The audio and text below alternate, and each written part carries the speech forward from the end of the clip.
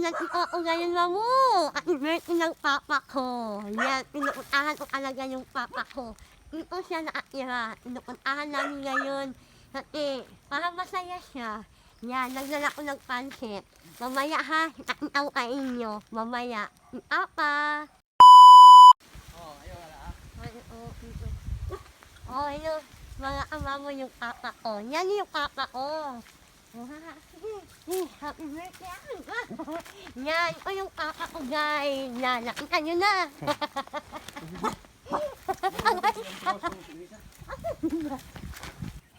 Simpleng handaan ng mga kamamo ito.